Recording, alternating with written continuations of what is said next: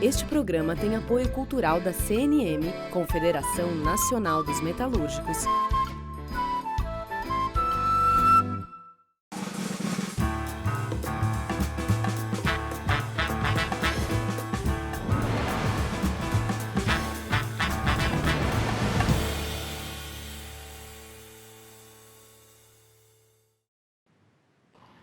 Olá, começa agora mais um Entrevistas aqui na TVT, com a entrevistada na casa dela, com o entrevistador na minha casa, porque ambos seguindo aquilo que determinam as autoridades sanitárias, aquilo que determina a Organização Mundial da Saúde.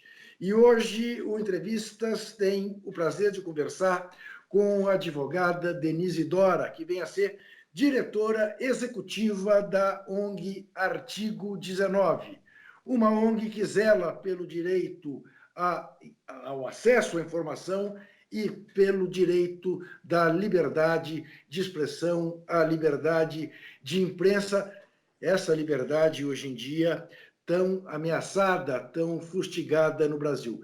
E eu queria começar, Denise, antes mesmo de lhe agradecer pelo seu tempo aqui para a TVT, que você explicasse para quem nos vê exatamente qual é o papel, qual é o trabalho e há quanto tempo que o artigo 19 faz esse trabalho em prol do acesso à informação e da liberdade de expressão.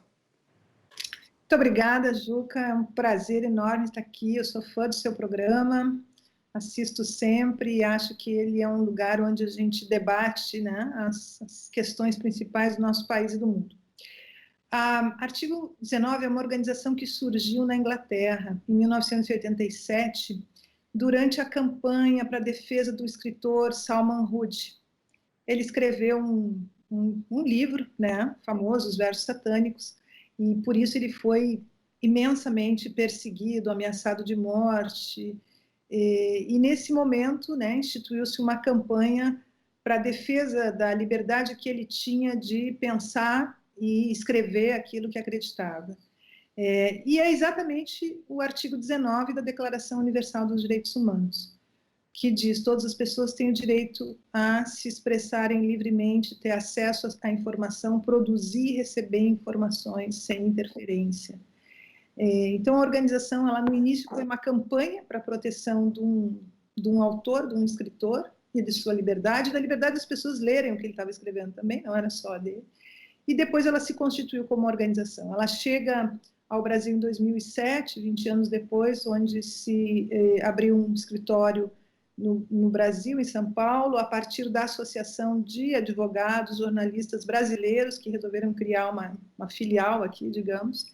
E desde então a organização trabalha também no Brasil e na região, na América Latina. Veja bem, quando você me conta que artigo 19 existe no Brasil desde 2007, estamos falando de um período, aparentemente, de absoluta liberdade de expressão e até de um período em que foram criados instrumentos para o chamado acesso à informação. Por que, então, foi criado? Quer dizer, que tipo de premência levou a criar aqui no Brasil? E como você compara a situação que vivíamos em 2007 para o que vivemos hoje? Bom, afirmar a liberdade nunca é demais, claro, né? Especialmente uma liberdade tão fluida, que é essa de poder pensar, falar, expressar, se ouvir, acessar informações e tal. Ela é permanentemente ameaçada, digamos, está em risco por muitos fatores, às vezes econômicos, às vezes políticos, às vezes sociais, educacionais. Então, o trabalho de defesa desse ambiente de liberdade para expressar-se, ele é muito permanente. A organização também no Brasil, ela surge a partir de uma campanha em torno da elaboração e da aprovação da Lei de Acesso à Informação, né? A LAI, que foi aprovada em 2011. Então, os anos 2000 no Brasil, ele é um período muito frutífero, é um período frutífero para renovação do marco legal, né? A gente tem uma Constituição em 88, os anos 90 serviram para adequar e fazer alguns movimentos legislativos. O ano 2000 ele se preocupa também com aspectos institucionais da construção da democracia brasileira, que passa por aprovar e debater leis centrais. E no nosso campo da liberdade de expressão, por exemplo, o debate e a aprovação sobre a Lei de Acesso à Informação, que é uma lei modelo, inspirada por ótimas leis em vários países do mundo, o debate sobre o Marco Civil da Internet, que também é uma referência, né, no país e para muitos outros países sobre como se tratam desses assuntos, e outros temas que envolviam a liberdade de expressão, de comunicação, o debate sobre novos modelos de comunicação no país. Então, muitas vezes é um momento em que uma certa estabilidade democrática ela permite com que alguns temas sejam aprofundados e construídos de uma forma mais infraestrutural para o país, né, como pilares de uma democracia mais sólida através de leis e políticas. Então, a entrada em 2007 ela acontece nesse cenário. Como é que você viu e como é que você vê, Denise, a discussão que acabou abortada, a meu ver, de maneira absolutamente artificial, equivocada, mas, enfim, a discussão em torno de uma lei de mídia no Brasil, que acabou sendo transformada de maneira, a meu ver, pode não ser a sua visão e eu quero ouvi-la, uma falsidade, como se aquilo significasse uma tentativa de censura à imprensa, quando, a meu ver, significava apenas um novo marco regulatório em que a sociedade civil desempenharia este papel e não governos, evidentemente. Como é que você vê essa discussão?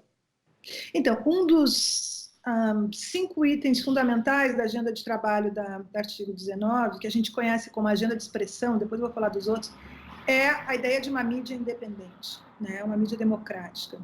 E eu acho que o debate que a gente viu acontecer no Brasil desde o início dos anos 2000 era um debate em torno de uma ideia de democratização da comunicação, como se pensa em democratização do acesso à justiça, como se pensa em democratização de outras áreas, né, que são centrais, que são esses pilares democráticos de uma nação. Também a comunicação em seus diversos meios, eles exigem um ambiente regulatório que seja transparente, aberto, que possibilite uma mídia que produz, que se organiza em torno de negócios, mas também as mídias que são mídias independentes, que são mídias, inclusive, sustentadas com o apoio de várias pessoas. Qual é o ambiente regulatório do Brasil que permita tudo isso? Por exemplo, há questões super importantes. Parlamentares podem ser titulares de meios de comunicação, de radiodifusão. A Constituição diz que não. Como é que isso é regulado? Acontece? A gente sabe que sim. Então, tem um conjunto de elementos que não são menores quando a gente pensa em como um povo, sei lá, 200 milhões de pessoas, eles podem encontrar canais democráticos para veicular suas opiniões, para divulgar as coisas que fazem, que não seja uma mídia concentrada, que não seja uma mídia elitista. Esse debate é um debate central da comunicação, sabe, Juca? E eu acho que um dos problemas que a gente vive no Brasil hoje, de um certo retrocesso, arroubos de autoritarismo, tem a ver com o fato de a gente não ter completado esse ciclo de mídia, de debate sobre a democratização da imprensa. E isso não tem nada a ver com censura. Censura é outra coisa. Porque é curioso, né, Denise? A gente viu a grita que foi, né, quando se tentou discutir a questão da lei de mídia, por meio das propostas do ministro Franklin Martins, e o silêncio comparado com o barulho que houve à época, com este momento quando a gente vê o governo lançar mão da Lei de Segurança Nacional contra jornalistas, contra o artigo de um jornalista como o Eric Schwartzman, ou, enfim, contra uma charge, como fez o Arueira, né? Parece uma coisa desproporcional, não? Totalmente desproporcional e deplorável, porque a gente tem, inclusive, um desenho, uma pirâmide, né, que é do que é a censura para o que é a expressão de opinião, e como que isso vai mudando, né? E o que a gente vê no Brasil é exatamente que aquilo que seria o ambiente para as pessoas dizerem o que pensam, escrever, ele começa a funilar no topo de uma pirâmide para limites de discursos ofensivos, de ódio e de ameaça, e que vai chegar à censura regulatória, inclusive com perseguições judiciais e a ausência de patrocínio público, controle dos sistemas de comunicação, e isso é muito complicado. E isso é mais complicado hoje em dia, Juca, por conta exatamente da possibilidade de difusão via grupos de WhatsApp, pelos caminhos digitais, né? Por grupos de várias plataformas e por, enfim, não vou nem citar, que produz uma confusão, aquilo que a gente conhece como a desinformação. Então, você mistura, faz um caldo de desinformação manipulada, né? Que é, na verdade, informação fraudulenta, a partir, inclusive, das autoridades públicas, com a censura a uma mídia independente, e isso cria um obstáculo, isso cria um muro, né, para que essas 200 milhões de pessoas possam estar devidamente informadas, expressando a sua opinião, que é o que o artigo 19 da Declaração Universal e de várias leis internacionais e de constituições nacionais defende. Eu queria que você exatamente comentasse, você tocou nisso, ameaças de, por exemplo, cortes de publicidade. Recentemente, a jogadora de vôlei Carol Solberg fez lá um fora Bolsonaro no fim de uma entrevista e imediatamente houve uma onda para que o Banco do Brasil suspendesse o respaldo que dá à Confederação Brasileira de Vôlei, não a ela. O que dizer disso, Denise? Isso é um absurdo total. Artigo 19 monitora diariamente, né? A gente tem uma equipe que trabalha com proteção a defensores, jornalistas e segurança de informações, as ameaças que aparecem sobre de censura, de ataques contra jornalistas, contra pessoas, né, que expressam suas opiniões, como isso. A gente viu no último período, do início do governo federal, do governo Bolsonaro, até agora, 449 ameaças diretas a jornalistas a partir do presidente da República ou de seus ministros ou de seus filhos, né, desse clã.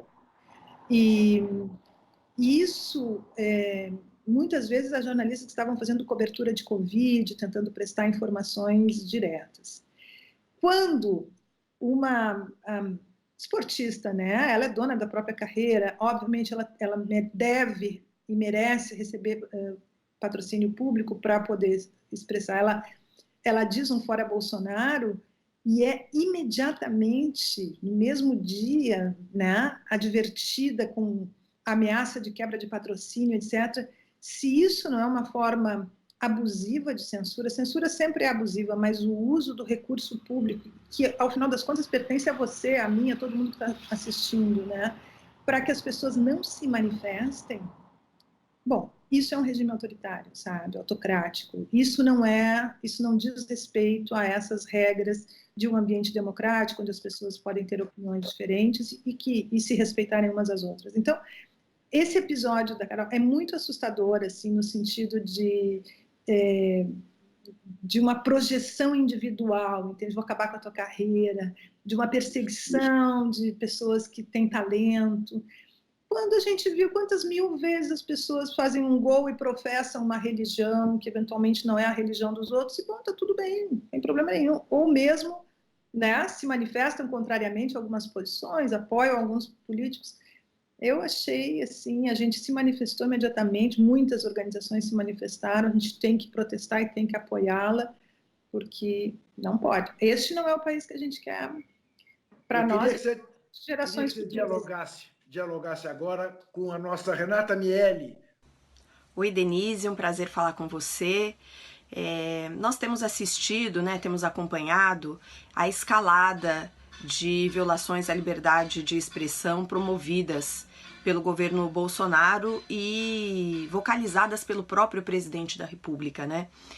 Ontem, inclusive, na Assembleia da ONU, ele usou o espaço de chefe de Estado para, mais uma vez, atacar a imprensa e vem cotidianamente estimulando a violência contra jornalistas, contra comunicadores e tentando erodir a credibilidade dos meios de comunicação no nosso país, né? iniciativas importantes de entidades como o artigo 19, o Fórum Nacional pela Democratização da Comunicação, foram realizadas no sentido de denunciar o Estado brasileiro junto a organismos internacionais como a Comissão Interamericana de Direitos Humanos. Queria que você comentasse um pouco a importância desses espaços de denúncia internacional e também como tem evoluído no Brasil a insegurança para o exercício da profissão de jornalista, dos comunicadores, né? Como esses ataques, né, ao acesso livre à informação têm fragilizado e vulnerabilizado comunidades por todo o país, e o que fazer para enfrentar essa situação. Grande Renata, que prazer ouvir a pergunta dela. Eu acho que a Renata traz um elemento muito importante, que é a ideia de que o país está sendo governado como se fosse um ambiente particular, privado, né? O ataque à comunicação, aos jornalistas, aos meios de comunicação, aos defensores de direitos humanos, às organizações não governamentais, ele é uma forma de erodir o espaço público, né? Você transforma o espaço público num espaço privado, naquilo que a sua opinião, os seus interesses comandam. Então, eu acho que há um esforço por parte da sociedade civil, mas também dos meios de comunicação e de muitos outros das universidades, de reconstituir, de proteger o espaço público e o debate público, né? E nesse esforço, a gente participar dos mecanismos multilaterais, internacionais de proteção de direitos humanos é muito importante. Por quê? Eles foram criados a partir da Segunda Guerra Mundial exatamente para proteger um povo de seus próprios governantes, né? O Sistema Interamericano de Direitos Humanos e o Sistema Global da ONU, ele existe para criar algum nível de monitoramento sobre o que os governos estão fazendo com a sua própria população.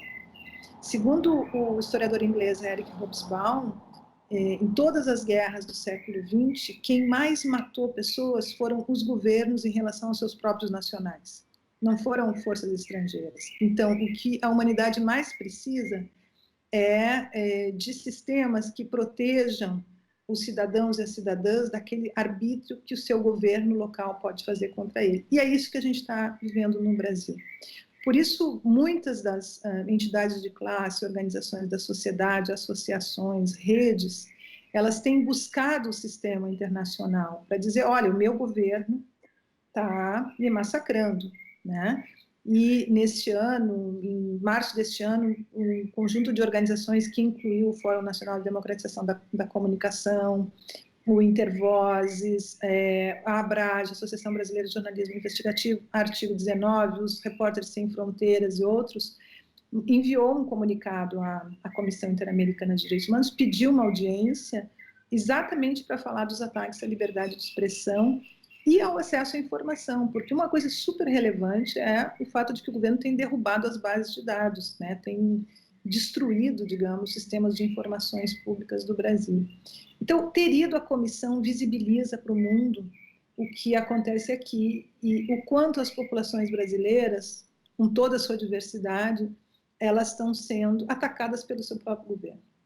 E o que elas precisam fazer para se defender e como que outros países do mundo podem iluminar isso. Então, mais do que nunca, talvez, eu fico pensando, a ONU faz 75 anos este ano, e ela foi super necessária logo depois da Segunda Guerra para construir um certo pacto de paz, mas 75 anos depois ela é ainda mais necessária, porque hoje o mundo é realmente global. O que acontece na Indonésia impacta aqui, o que acontece no Paraguai impacta na Bélgica, etc., Então, a gente precisa de organismos, né, globais, multilaterais, tanto para proteger as violações como para garantir a sustentabilidade do planeta. E isso é um esforço que as organizações do ambiente, de liberdade de expressão, defesa da mídia independente têm feito regularmente. A gente se encontra, conversa, prepara documentos, faz coisas juntos. Renata é uma grande parceira nisso. Muito bem, vamos ter que fazer um rápido intervalo, não sem antes lembrar você que é nosso colaborador, que quem é colaborador respalda a TVT, a Rádio Brasil Atual, tem 40% de desconto no site da livraria Expressão Popular. E aquele que colabora via Catarse com pelo menos R$ 30 por mês tem desconto de 30% nos livros da editora Boitempo. A gente vai fazer um rapidíssimo intervalo e volta em seguida.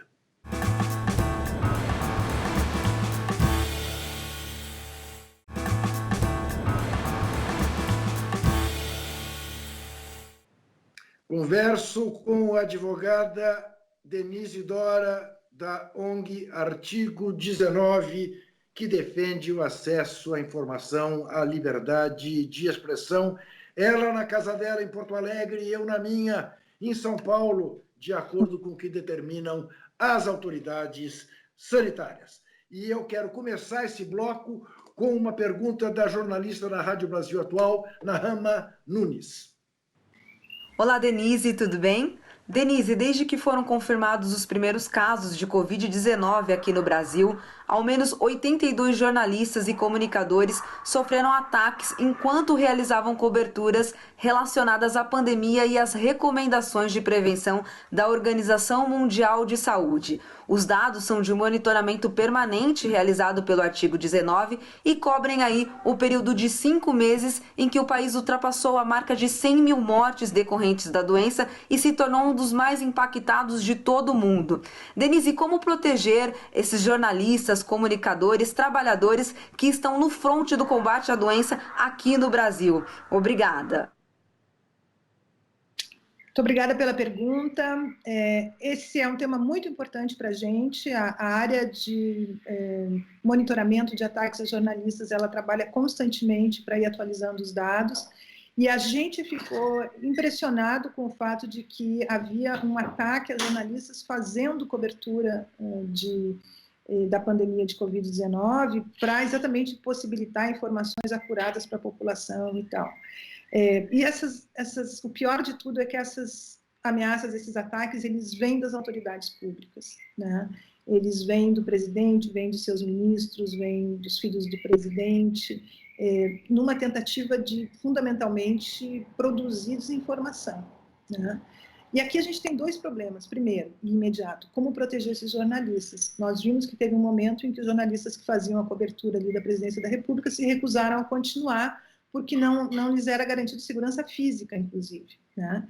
Então, aqui eu acho que tem que ter um consórcio de meios de comunicação independentes para a proteção dos seus jornalistas.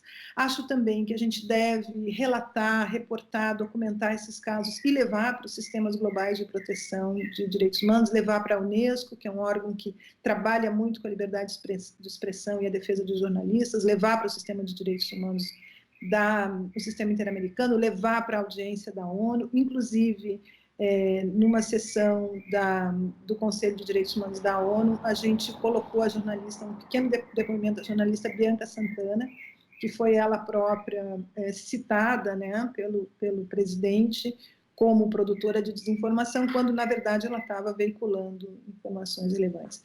Então, eu acho que, primeiro, a gente não deve se calar. Segundo, a gente deve se cuidar e se proteger coletivamente. Acho que os veículos de comunicação têm responsabilidade com seus jornalistas, né? Tem que oferecer proteção. E acho que a sociedade civil tem que funcionar também como um mecanismo de documentação e análise e divulgação disso, e a gente tem que levar isso às instâncias devidas. Acho que muitas vezes a gente consegue contar também com o Poder Judiciário, e é importante isso. Acho que sensibilizar uma parte, pelo menos, do Poder Judiciário para os problemas que envolvem a liberdade no país e buscar garantias constitucionais e judiciais é muito relevante. E, em vários momentos, a Justiça tem respondido positivamente. Denise, aí eu quero que você comente, então, o juiz de primeira instância que simplesmente mandou retirar do site de Luiz Nassif e proibiu que ele citasse o caso do BTG, um banco fundado pelo atual ministro da Economia, Paulo Guedes. Vamos lá. Inclusive, o artigo 19 lançou uma nota se posicionando contrariamente. Esse é um caso de censura, né? Censura judicial, o que é lamentável. E eu falava no início, Juca, que as liberdades nunca estão garantidas, né? Elas são Assim como a justiça, a liberdade também é um movimento, né? É uma luta constante, ela nunca ganha. Né? E eu acho que o que a gente vê no Brasil hoje é esse problema de que a gente conta com uma parcela do judiciário para garantir os direitos fundamentais, mas que dentro do ambiente judicial, essa batalha também está se dando. As pessoas que gostariam de restringir liberdades, as pessoas que gostariam que houvesse mais censura, as pessoas que usam, né, a sua carreira como um lugar de um certo arbítrio, injustiça, né, e não de justiça. Então, dentro do ambiente judicial também há um debate a ser feito, e acho que o artigo 19 tem feito muitos eventos em conjunto com a OAB, a Defensoria, etc. Esse é o debate que a gente precisa fazer. Perfeito. Como é que o artigo 19 olha para a chamada lei das fake news? A gente está acompanhando. Eu falava no início que o artigo 19 globalmente organiza o seu trabalho a partir de 5 pontos, que é o que a gente chama de uma agenda de expressão, que no mundo hoje ameaça a liberdade de expressão. Certamente, se não há uma mídia independente, há uma ameaça. Se não há mecanismos próprios de acesso à informação, é uma ameaça. Se não há um campo de direitos digitais constituídos, né, se é uma terra de ninguém, isso é uma ameaça. Se não há mecanismos de proteção a jornalistas, defensores, segurança das informações, também. E, por último, se não há espaço cívico, né, de manifestação, ao protesto, à livre associação. Então, esses 5 elementos eles constituem limitadores da liberdade de expressão e, por isso, a gente deve trabalhar com ele. Aí entra o campo digital. E, no campo digital, tem a pergunta de $1 bilhão aqui, né? Como é que se regula esse ambiente, né? E a gente agora, com essa experiência radical da Covid, em casa, usando esses meios o tempo todo, a gente vê o quanto ele é, por um lado, uma potência de comunicação, possibilidade de que a gente aqui esteja falando, mas também que uma liderança indígena no meio da Amazônia possa se comunicar, né? Mulheres jovens negras na periferia da cidade possam produzir seus blogs, outras vozes aparecem, enfim, né? Ele é um ambiente de liberdade, mas, ao mesmo tempo, ele é um ambiente de indústria. Né? Ele é, hoje, um ambiente concentrada em alguns grandes do mundo, que tem 80% de toda a informação que passa pelo ambiente digital e que precisa ser discutido de alguma forma. A lei de fake news, ela começa pensando, bom, tem um jeito da gente prevenir notícias fraudulentas durante períodos eleitorais, por exemplo, que criaram um dano tão severo em eleições nos Estados Unidos, no Brasil e em vários outros países do mundo. Acho que a gente tem, a Patrícia Campos Mello já produziu farta documentação sobre isso, escreveu um livro, outras pessoas vêm falando sobre isso. Bom, tem um jeito de se evitar que isso aconteça sem uma consequência. Então, o projeto de lei ele faz a pergunta certa. A questão é que essa é uma discussão muito mais complexa, que realmente um congresso em pandemia, com reuniões virtuais, sem a possibilidade de fazer grandes audiências públicas, não consegue responder. Essa é a opinião do artigo 19. Né? A Coalizão de Direitos em Rede, que é uma coalizão de organizações, está trabalhando incansavelmente no segmento desse projeto, com o relator, o deputado Orlando Silva, e o presidente do Congresso, o Rodrigo Maia, milhões de reuniões, etc. Mas, por exemplo, qual é a autoridade competente que vai regular? Né? E a gente está lidando com uma questão que é empresas de jurisdição global, que muitas vezes nem têm escritórios nos países, né? e, ao mesmo tempo, pessoas como nós e outras que são nacionais de um país e que merecem a proteção do Estado no caso de terem seus direitos violados. Então, como é que a gente arranja isso? Isso é um tema absolutamente contemporâneo.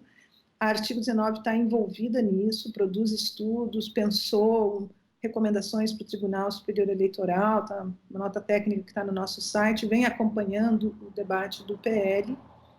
E eu acho que o PL tenta, de um lado, estabelecer direitos para usuários, limites de excessos assim, em relação às plataformas, sem que haja censura, e uma tentativa de criar mecanismos de moderação desses conteúdos, né? Ou autorregulados ou regulados por uma autoridade competente. Se a gente chegou à fórmula perfeita, acho que não. As duas leis que eu citei anteriormente, a Lei de Acesso à Informação e o Marco Civil, elas levaram anos para serem constituídas, né? Foram baseadas em modelos de outros países, foram precedidas de inúmeras audiências públicas com a sociedade civil, grupos temáticos de estudo, para chegar a uma lei madura, né? Que mesmo assim tem dificuldade de ser implementada, porque aí o Estado implementa quando quer. Né? Pois é, você chegou a ver já esse documentário que está na Netflix e que está causando muito susto, o Dilema das Redes? O que você achou? Posso fazer o que eu penso? Pode.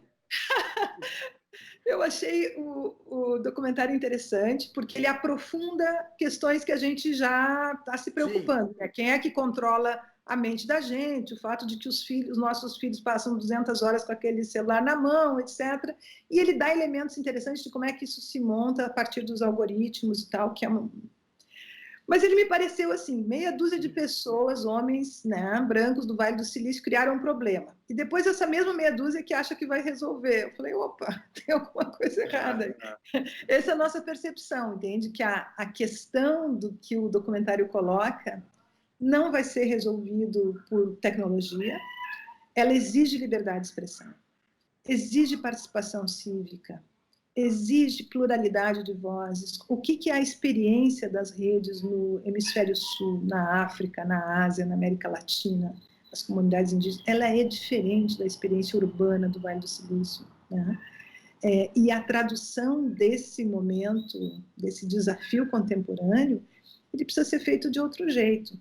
Né? Gozado, né, Denise? Porque eu fiquei assim um pouco com a impressão, eu acho que tem alertas ali importantes, sem dúvida nenhuma, mas eu fiquei, com a impressão de que era um bando de garotos na faixa dos 30 anos que se aposentaram ricos e que agora estão com má consciência.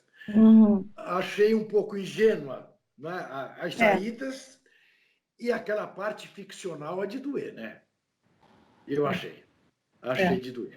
Mas, enfim, acho que tem ali alertas que realmente, né, eu olho para as minhas netas e fico realmente preocupado com o tempo que elas passam com o raio do celular, TikToks e permanentemente, né, fechadas para um mundo muito mais bacana que é o mundo dos livros ou do ar livre, né? Não, e tem uma coisa importante que o documentário levanta, que é essa questão do engajamento. Se o documentário tem assim uma qualidade, eu acho que é o debate sobre como as pessoas se engajam em movimentos sociais, e como isso é ambíguo, e por isso que eu acho que a solução ela não é apenas tecnológica. Tem alguma dimensão da tecnologia que, obviamente, vai colaborar para melhorar o ambiente, que tem que colaborar, né? Então, por exemplo, tem pesquisas que algumas pessoas do Brasil estão fazendo sobre os algoritmos racistas, né? E tem alguns testes de como eles induzem a manutenção e a expansão da discriminação racial na rede, por exemplo, ao reconhecer ou não reconhecer, e a induzir informação para lá e para cá. Então, isso é muito importante. Isso, eventualmente, poderia ser melhorado com a tecnologia.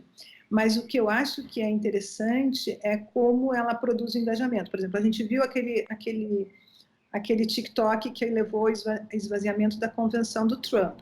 Daí a gente achou legal, particularmente. Que bom, olha, uma forma de contestar um poder autocrático, né, vigente e tal. Por outro lado, quando a gente vê isso ser usado contra os manifestantes de Hong Kong, daí a gente acha, né? Porque ele pode ser usado como um mecanismo de manifestação, de direito à manifestação, e pode, e é provavelmente muito usado, e será mais como um mecanismo de repressão. Eu te diria que isso não é muito diferente do sentimento que a gente tem hoje quando vê o Jornal Nacional mostrando como funcionam os Bolsonaro, mas não gostamos nem um pouco quando vimos o respaldo que se deu, né, à ficção criada pelo juiz Sérgio Moro. Né? Uhum. Eu acho... a questão da disputa pelas liberdades é essa. E aí, por exemplo, o componente do acesso à informação é muito importante. Então, não por acaso a desinformação é a bandeira utilizada para o uso dessa tecnologia que caminha por formação de grupos e tal. A gente já viu descortinarem as ideias de que se montam... galpões com computadores, cada um ligado a não sei quantos celulares, cada celular produz, então, os robôs produzindo seus grupos de engajamento, e daí sua sobrinha, minha prima, meu tio, não sei, meu amigo, não sei o quê, todo mundo recebe a mesma mensagem exatamente igual, e ela é totalmente falsa, e ela vai deturpando as percepções de realidade. Então, um elemento fundamental do acesso à liberdade de expressão é o acesso à informação. Né? E isso é uma coisa que nos preocupa muito no artigo. A gente viu uma certa derrubada mesmo de bases de dados públicos, o que pode nos levar ao fato de que daqui a muito pouco tempo a gente não tem informação acurada sobre nada no Brasil. Daí sim a gente não vai saber o que é verdade e o que não. Né? Perfeito. Doutora Denise, vou fazer mais um rápido intervalo, voltaremos em seguida. Até já!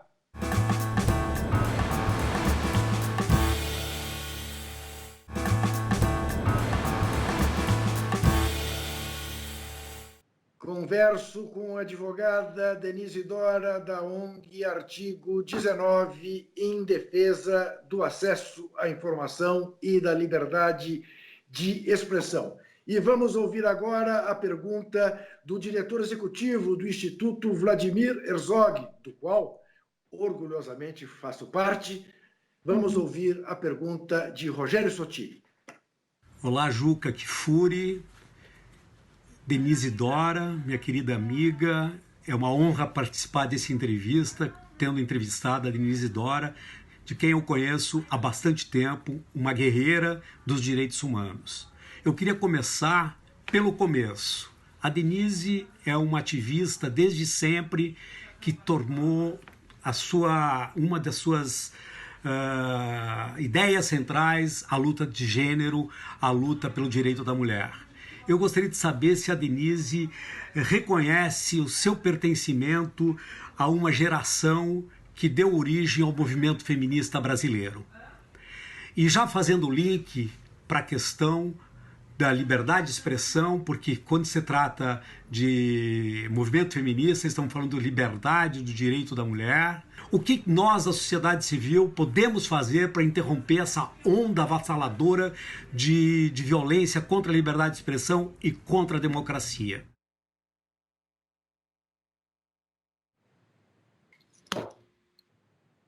Uau! Você tem 4 horas para responder. Primeiro que uma pergunta vindo do Rogério Sotile é uma honra, né? Eu realmente, o Rogério e eu nos conhecemos no início dos anos 80, imagina, quando a gente estava entrando na universidade, ainda no ambiente do regime militar e com tudo para fazer nesse país, né? Eu me lembro, não tinha centro acadêmico, não tinha união de estudantes, tudo tinha sido fechado, desmontado, sindicatos eram todos sob intervenção, não tinha lei, a Constituição era a Constituição da ditadura. Então, a nossa geração ela se envolveu com a ideia de, né, construir instituições, mudar leis e tal. E eu, já naquele período, junto com grupos de colegas, nós criamos um primeiro grupo feminista estudantil autônomo, né, que chamava Liberta. E desde então eu trabalhei muito como advogada de sindicatos, participei da criação de várias comissões de mulheres trabalhadoras e depois da criação de uma organização não governamental chamada TEMES, que trabalha com acesso à justiça para mulheres. E isso tem sido, né, uma permanente na minha vida, assim. E eu acho que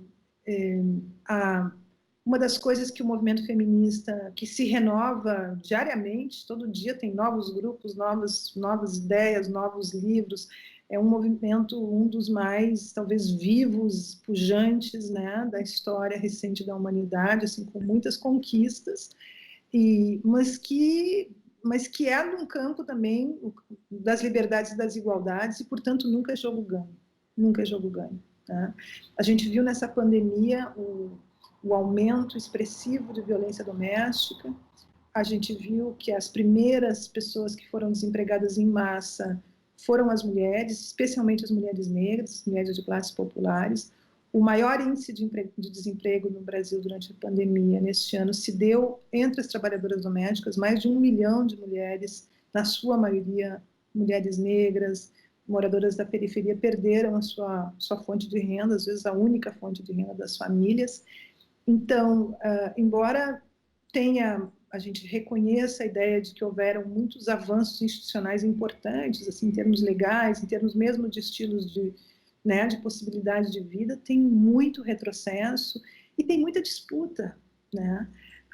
Algumas das coisas que as mulheres brancas de classe média, média alta conseguiram em termos de padrões de direitos civis de igualdade, uma boa parte das mulheres brasileiras e do mundo ainda não conseguiu, ainda vive em regimes de cárcere privado, dentro de casa, submetido à violência. O Estado não alcança, né, nem com a sua lei, nem com o seu serviço. E hoje no Brasil a gente vive algo que nós talvez, inclusive, nos iludimos que poderia estar vencido, que é uma defesa ideológica contra a igualdade de gênero.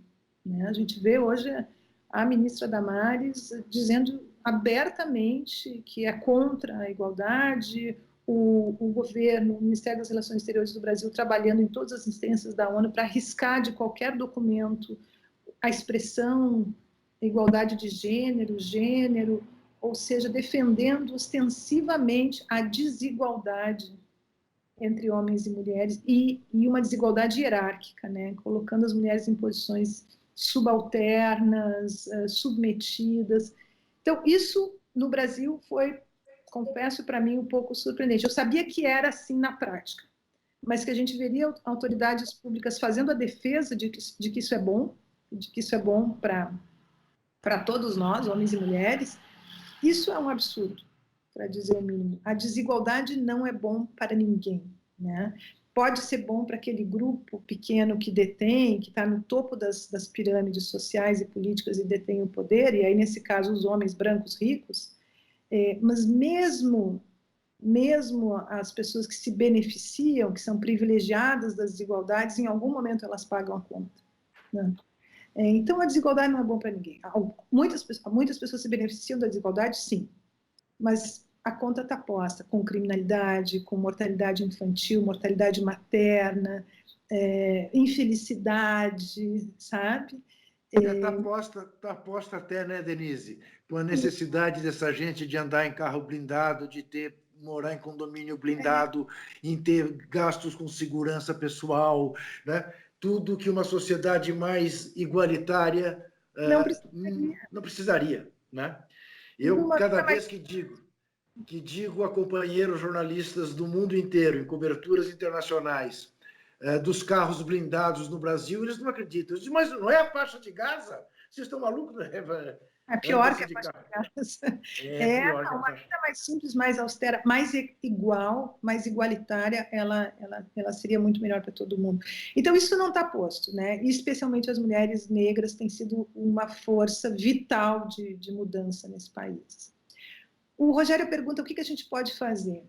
Eu assisti o ano passado em São Paulo uma palestra da escritora e pesquisadora americana Patricia Hill Collins. É uma mulher negra, né, que escreveu, entre outras coisas, um livro chamado Imagens de Controle, e ela é maravilhosa e ela conta uma história sensacional. Ela diz, olha, minha mãe era uma mulher negra, mãe solteira, e era uma grande artista, pintava muito bem, e ela trabalhava como secretária numa empresa, e como ela era muito inteligente, muito talentosa, ela ajudou a formar todos os executivos que eram brancos na sua maioria homens, que passaram por cima dela. Ela passou a vida inteira ali, a gente morava numa periferia, numa família pobre, e eu me perguntava o que fazia minha mãe se levantar todos os dias, se arrumar, se perfumar e ir para o trabalho. O que movia ela a fazer isso, assim como eu via as vizinhas e tal? Que força era essa? Por que elas faziam isso? Porque o mundo era tão contra elas, né? E ela diz, essa pergunta foi a pergunta que me acompanhou intelectualmente a vida inteira. E é daí que eu tirei a teoria que é a ideia da esperança como teoria de mudança, né? A minha mãe fazia isso porque ela tinha esperança de construir um mundo melhor para mim, que efetivamente ela construiu. Eu hoje sou uma acadêmica, professora universitária, estou aqui no Brasil falando para vocês. Então, a ética da esperança, a gente acreditar que pode ser melhor, e que pode ser melhor para a gente, mas fundamentalmente melhor para os nossos filhos, melhor para as gerações que vêm, ela é um motor indispensável, tanto para os indivíduos como uma força coletiva, né? Não tem a menor dúvida. É o que me move, por exemplo. É claro, mano. Eu sei, eu sempre digo isso. Não à toa escrevi um livro cujo título é Confesso que Perdi. Eu sei que a minha geração não vai ver o Brasil que eu sonhei 50 anos atrás. Mas eu vou brigar até o fim para que minhas netas vejam, é evidente. Isso aí é um motor, é um motor. Ô, Denise, está muito confortável esse papo com você, porque você está tão do lado do bem que eu quero tirar você um pouco da zona de conforto. Vamos lá. O que você acha do diploma de jornalista? Diploma de jornalista, o que eu acho? Olha, no artigo 19 a gente usa o conceito de comunicadores.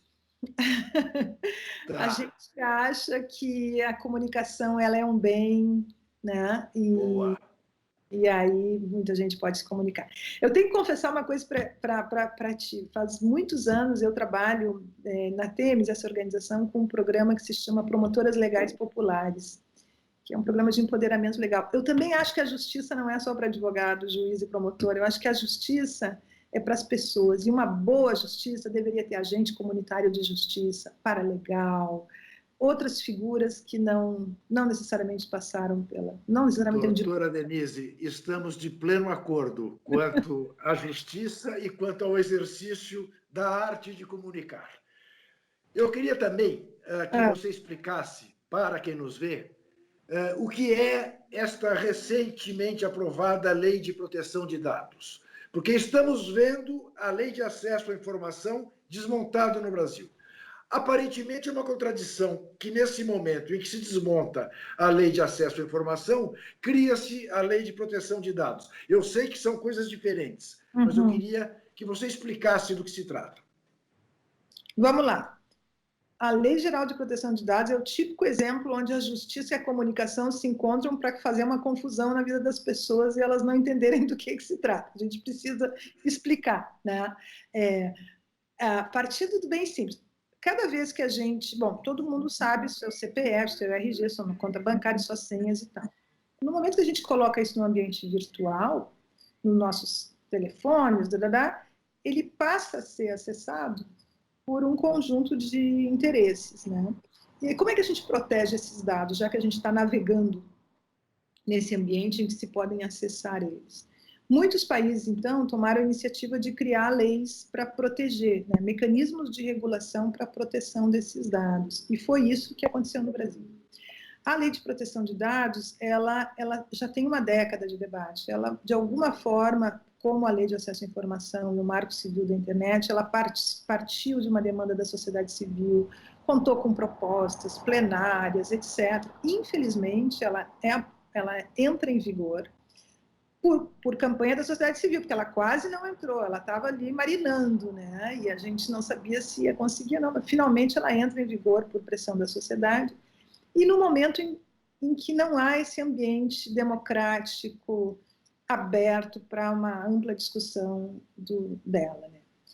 Ela não é uma lei perfeita, ela carece ainda de qual é a autoridade competente que vai poder regular isso, né? E a gente tem muita preocupação com a lei. Ela é muito importante, mas como ela vai ser implementada, por quem, de que jeito, é essa disputa das leis quando elas viram prática, né? que depende muito do papel dos agentes públicos, mas também, nesse caso, vai depender dos usuários, da proteção dos usuários e das plataformas, né, que intermediam essa discussão. Então, essa ideia é uma lei para proteger os seus dados. Ela é super nova e ela depende agora dos próximos passos para a gente começar a monitorar o seu processo de implementação e uso. Nós, infelizmente, estamos chegando perto do fim do nosso programa, mas temos aqui um dos nossos contribuintes, o Adriano 969, que te pede um comentário sobre o caso Assange e a tendência global a criminalizar o jornalismo investigativo. O caso Assange é um caso emblemático, a gente tem outros casos, né, emblemáticos no mundo. Eu comecei a ver uma minissérie australiana que chama The Secret City, que é sobre uma jornalista investigando exatamente os planos de alta segurança. Eu acho que o jornalismo investigativo ele é fundamental no mundo. Assim, muitas grandes viradas democráticas se deram a partir do trabalho do jornalismo investigativo. Vamos pensar o escândalo de Watergate, por exemplo, né, que revelou, né, uma forma de ganhar umas eleições que não seriam justas, né, ou corretas. Então, eu acho que a questão do jornalismo investigativo sempre foi criminalizada. Existiam outros meios de criminalizar, que era exatamente a morte física, etc. Como eu já falei, o fato da gente viver um ambiente virtual se produzem mecanismos mais sofisticados de controle. A gente acha que a gente poderia ter mais liberdade, e sobre alguns aspectos a gente tem, mas a gente também está mais monitorado, mais controlado, mais vigiado. É um capitalismo de vigilância, o qual a gente vive. Esse é um setor de negócios que cresce enormemente no mundo, e isso atinge diretamente o jornalismo investigativo, porque parte das buscas se dão por aí também. Então, eu acho que esse é um elemento central para a gente estar falando, documentando, reportando, litigando, né, para garantir a integridade física de quem faz e o ambiente para fazer. Mas eu acho que as empresas de comunicação têm um papel aí, elas têm que fazer a proteção, muitas vezes elas são poderosas também, elas podem, né? Doutora Denise, como derradeira pergunta por hoje, eu lhe peço a resposta no máximo em 1 minuto. Até porque li a nota do artigo 19 sobre o pronunciamento de Jair Bolsonaro na ONU. O que você tem a nos dizer sobre aquilo? A gente achou o pronunciamento inescrupuloso. A total falta de escrúpulo de usar uma Assembleia Global das Nações Unidas para produzir desinformação, né? Tem um conjunto de inverdades. Dizer que os fogos na Amazônia têm a ver com hortas tradicionais, isso não faz nenhum sentido, né? Atacar a sociedade civil brasileira.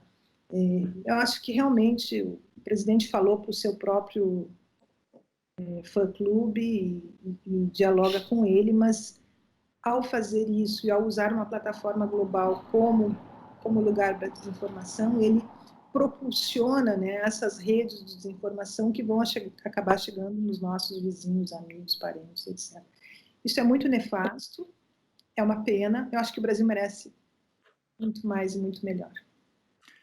Doutora Denise Dora, diretora executiva da ONG Artigo 19, eu lhe agradeço muitíssimo por essa entrevista tão esclarecedora.